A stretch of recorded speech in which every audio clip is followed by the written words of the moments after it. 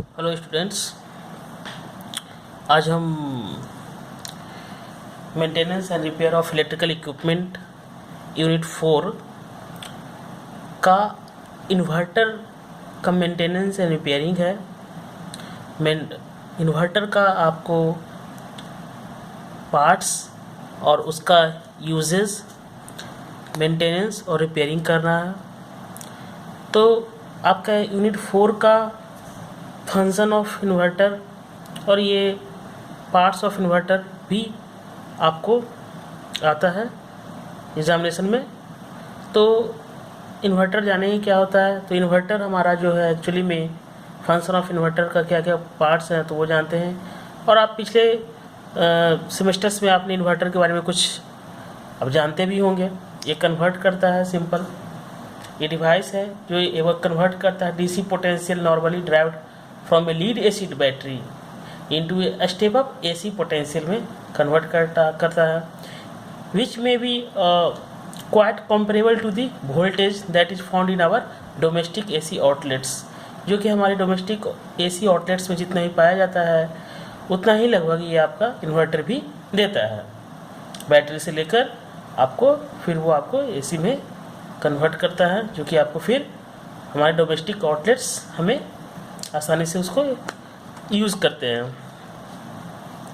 Basically इसके कई से पार्ट्स होते हैं, लेकिन आपको जो इम्पोर्टेंट स्टेज है आपका वो आपका इम्पोर्टेंट है कि जो इम्पोर्टेंट देखना है कि कौन कौन सी इम्पोर्टेंट उसमें इक्विपमेंट है उसके बारे में ही जानेंगे। जैसे ओसिलेटर हो गया, एम्पलीफायर और बूस्टर हो गया, आउटपुट ट्रांसफार्मर हो गया, जो कि एक बेसिक इम्पॉर्टेंट पार्ट है।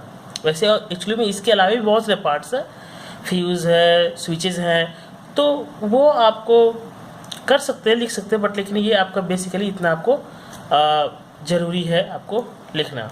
तो ऑसिलेटर क्या है एक्चुअली में, आपका ऑसिलेटर जो है एक ऑसिलेटर डिवाइस एक प्रोड्यूस करता है signal oscillation without input signal का। जैसे ये साइन वेव हो गया, स्क्वायर वेव हो गया, रेक्टेंगुलर वेव हो गया।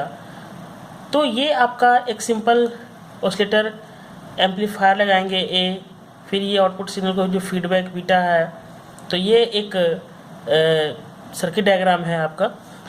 तो ये आपको सर्किट डायग्राम इस तरह से ऑसिलेटर करना होगा। पिछले सेमेस्टर में पढ़े भी होंगे।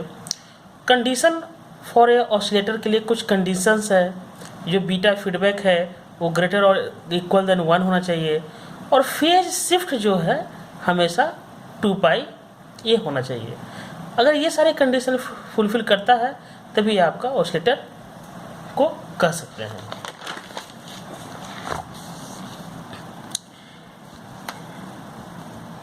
ये आपका बूस्टर और एम्पलीफायर है। तो ये क्या करता है कि पावर ट्रांजिस्टर के यूज़ करके पावर ट्रांजिस्टर और मॉसफेट की मदद से जो रिसीव करते हैं ऑसिलेटिंग फ्रीक्वेंसी, उसको हम हाई लेवल में उसको ले जाते हैं। Received oscillating frequency is suitably amplified to a high current level में। और किसके मदद से? आपको ट्रांजिस्टर के हेल्प से ये करते हैं काम।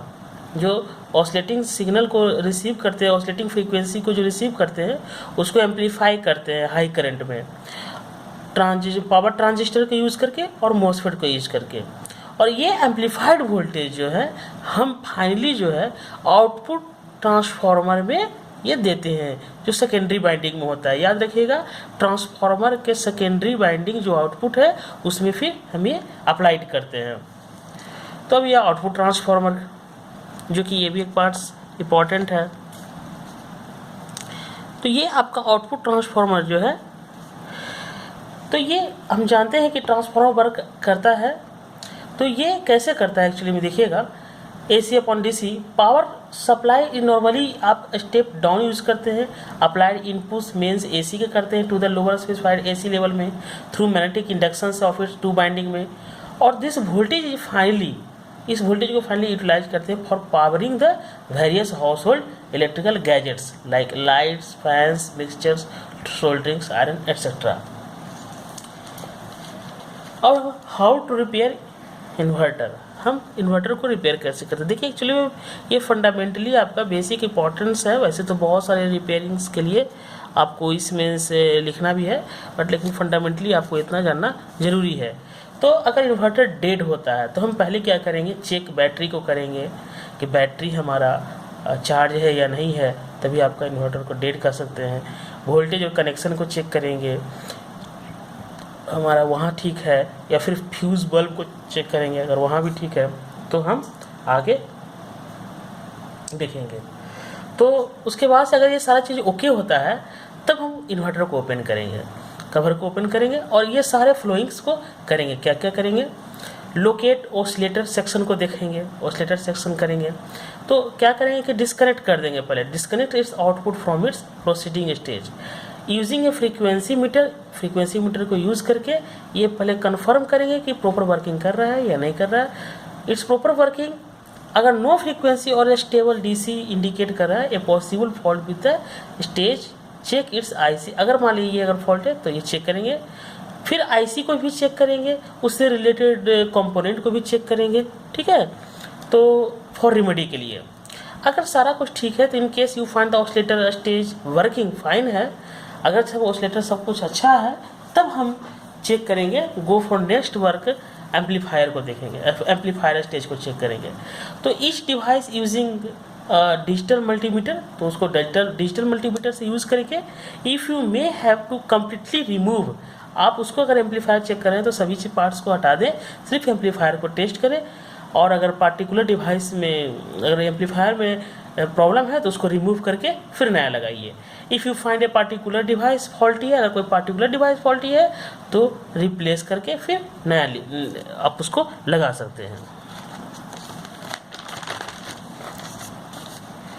कभी कभी transformer also become major cause of malfunction, तो इसको ट्रांसफार्मर का भी प्रॉब्लम है तो भी आप उसको चेक कर सकते हैं, ट्रांसफार्मर को भी, ठीक है। और अगर ट्रांसफार्मर अगर फिर प्रॉब्लम हो रहा है तो फिर आप उसको रिप्लेस कर सकते हैं। मेंटेनेंस क्या करना है, तो देखिए इसमें मेंटेनेंस इम्पॉर्टेंट है बैटरी का, क्योंकि बैटरी में जो बहुत सारी चीज़ें डिपेंड करती है बैटरी पे, तो ये बैटरी मेंटेनेंस हमेशा चेक करते रहना है। जैसे सपोज दैट उसमें वाटर लेवल चेक करना है, हाइड्रोमीटर से रेंज, और वो उसको हमेशा चार्ज भी करते रहना है। तो कुछ टूल्स है जो कि टूल्स का यूज करना है मेंटेनिंग बैटरी के लिए, वो क्या है, रिंच है, voltmeter, hydrometer, Vaseline, gloves, baking soda. और हमेशा जब भी ये सारी चीज़ काम करने जाएं तो सेफ्टी टिप्स भी अपनाएं, क्योंकि एक्चुअली में अगर आप इसको नहीं करेंगे तो आपको करंट लगने का डर है, क्योंकि आप जानते हैं अच्छी तरह से कि ये करंट जो है आपको यहाँ पे बैटरी का करंट भी लग सकता है अगर आप अच्छे से ग्लव्स पहन कर ना जाएँ, जो कि वो काफ़ी हार्मफुल होता है। तो ग्लव्स पहने, गोगल्स लगाएं, और बैटरी शुड भी केयरफुली इंस्पेक्टेड करें, रेगुलर बेसिस पे चेक करें, डिटेक्ट करें, करेक्ट पोटेंशियल प्रॉब्लम तो नहीं है वो भी चेक करें। और अगर आपको सब कुछ ठीक है तो फिर ओपन मतलब आप उसको कंटिन्यू करें। अगर बैटरी में कोई प्रॉब्लम आता है तो आप उसको न्यू वन फिर लगा सकते हैं। फिर इसके बाद से नेक्स्ट क्लास में मैं बताऊंगा इसके बारे में, इंस्पेक्शन गाइडलाइन किस प्रकार करता है, वो नेक्स्ट वीडियो में आपको अपलोड कर दूंगा। Okay students, thank you.